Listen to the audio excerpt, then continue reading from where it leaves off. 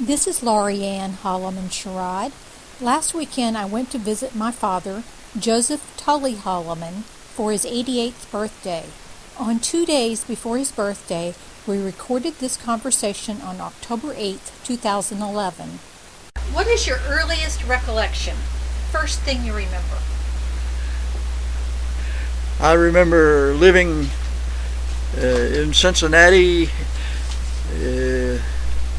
probably when I was about 3 years old, in the house with an old German man and his wife, Mr. and Mrs. Bollinger, who was our landlord and landlady. He made homebrew and sauerkraut in the basement, and I used to go down there and he used to feed me Homebrew? Homebrew and sauerkraut when I was 2 or 3 years old. And I could even understand a few of the words that he spoke. He and his wife communicated in German.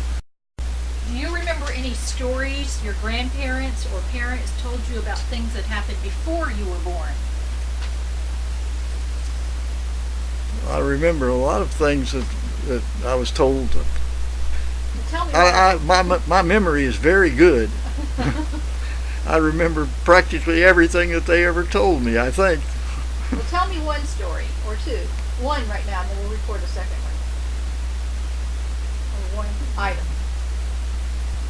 Well, I remember my mother and daddy used to tell me all kinds of stories about when they first got married and went to Canada to live for 2 years, or for a year and a half. And they told about shooting moose for their meat, and living in a little log cabin alongside a big lake and catching fish. This was in Athabasca, Alberta, Canada. And I also remember that they say they practically froze to death up there, and they sold their T-model Ford, which they used to get up there, and bought train tickets and came back to Cincinnati, where they lived until I was born, and after I was born until I was 8 years old. What can you tell me about Mommy and Poppy Forey? Mommy and Poppy Forey were married there in Henry County, Kentucky, where I'm not sure, but probably out in the country. Poppy Forey was a farmer, and Mommy Forey lived on a farm also with her mother and one or the other. Well, Mommy Forey's father died when she was young, and Mommy and her mother, Granny Higgs, married a second time, and I believe it was that second husband with whom they lived on a farm over in near Port Royal, Kentucky. And what was the second husband's last name? What was the second husband's last name? Jones. Jones. Never heard of him. James Krim was her first husband. James Jones was her second husband, and James Higgs, who was an Indiana guy, was her third husband. And what about Poppy Forey's father? He lived on a farm. They had a farm down on what was called Gilgal, which was I'm not sure if that was in Henry County or Carroll County. It was between Turner Station and English, Kentucky. And that was Edward Forey? Yes. My great-grandfather's name was Edward. And he was a Civil War veteran, Confederate. veteran of the Civil War. And did you tell me he was a prisoner? He had been a prisoner of war. He was with General John Hunt Morgan's raiders during the Civil War, and was captured and was held prisoner in a Yankee prison camp in the Chicago area. What can you tell me about Granddaddy Holleman's parents? I knew them both quite well. Both grandmother and my granddaddy Holleman. My grandmother Holleman was known as Sally, and my grandfather's name was Joseph Towns, and he went by the name Towns. I should explain to you right off the bat. Yeah, I'm not sure whether I've even ever told you this, but I think I have. That my grandfather Holleman worked as in a bank. Let me go back a little further. During World War I, my grandfather Holleman worked for the YMCA, which was was attached to the army in Europe, in France and Germany. And when he came back from World War I, he went to work for a bank. And somehow or other, in doing a favor for one of the bank vice presidents or something over in Anderson, he wound up being accused of some crime, sort of petty crime.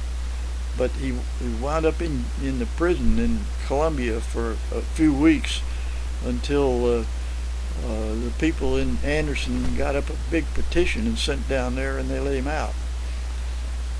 And he continued to work for banks for many years until he retired. And he lived with my Uncle Whit and Aunt Edna in Seneca after he retired, and was my uncle's bookkeeper in his Sinclair Oil Company distributorship business until he died in 1937. I remember when he died. How old were you when he died? I was a teenager, 14. Tell me about the history of your parents' store, including the name of it. The only name when my daddy lost his job in Cincinnati in 1931 during the Depression, early part of the Depression, we moved in. We left Cincinnati, sold our house, moved in with my grandmother and grandfather and great grandmother, Granny Higgs, in Turner Station, and our little house my daddy sold, and he took the money that he got for the house and bought the stock of goods from a little general store in Turner Station, and it was always known as Holleman's Store, and that was the only name it ever had. And it had 3 locations over the years: the original location, and then one half a block up the street, and then one half a block down the street. I've written a whole lot of stuff about the store and my experience in the store, which you can see in my stuff that I've got written out there. Okay, I have 2 questions. What kind of job did your father have that he lost during the Depression? During the Depression, my daddy was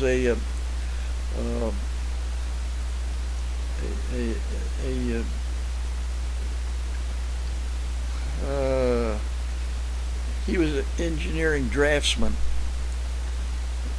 He worked for Lodge and Shipley Company in Cincinnati, which was one of the big machine tool companies that made machine tools for manufacturing facilities.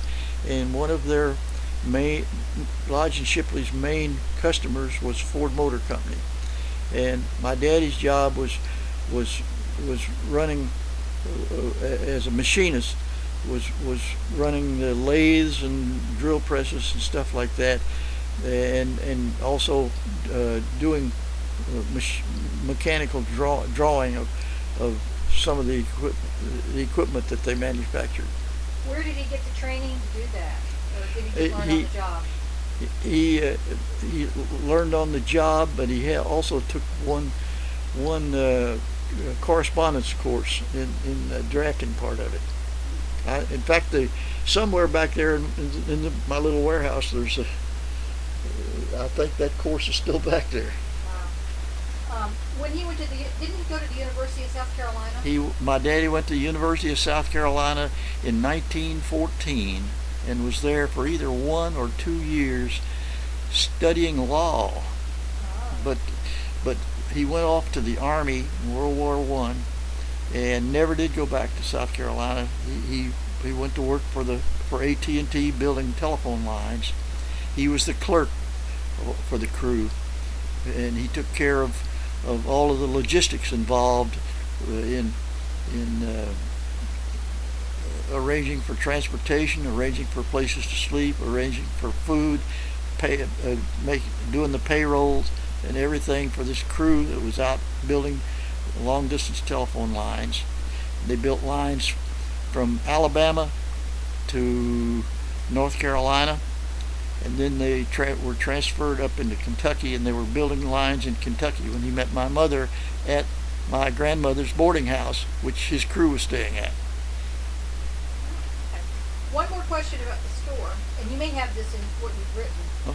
But a couple of my fondest memories of the store. One was a parrot. Yes, old Polly Parrot.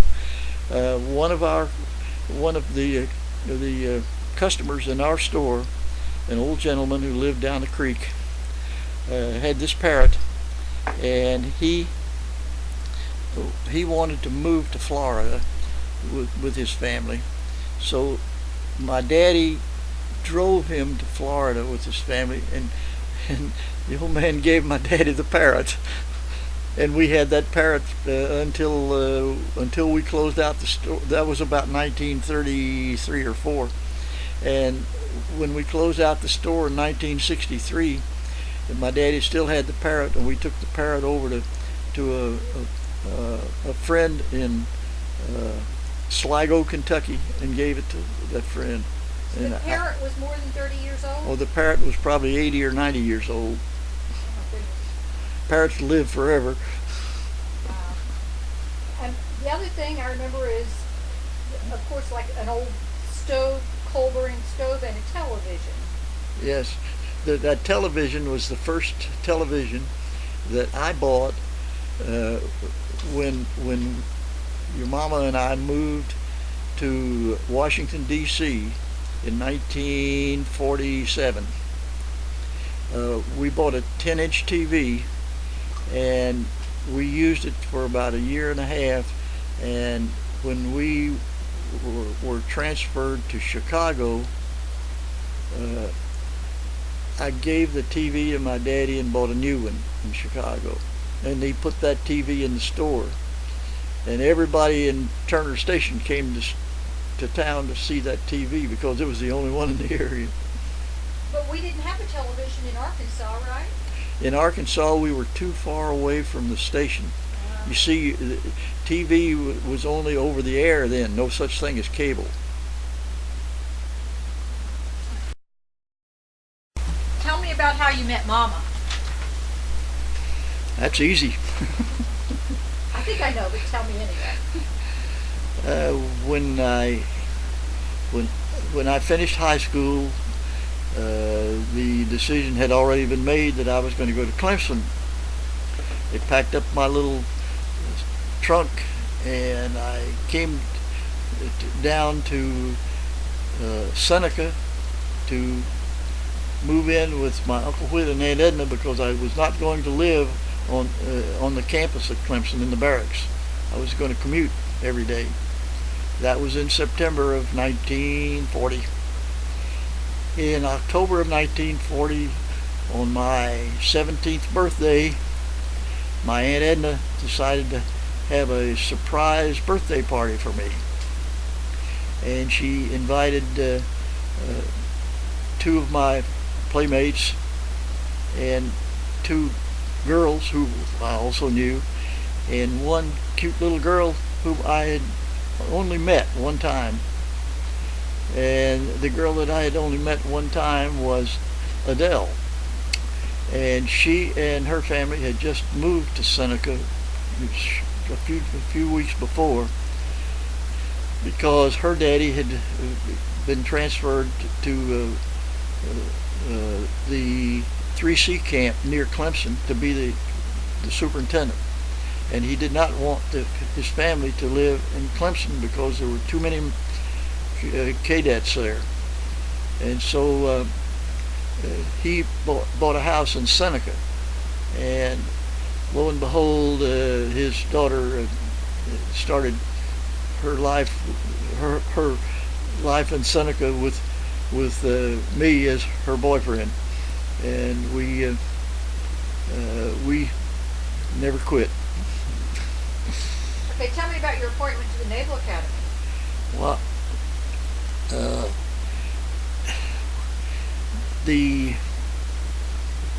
during my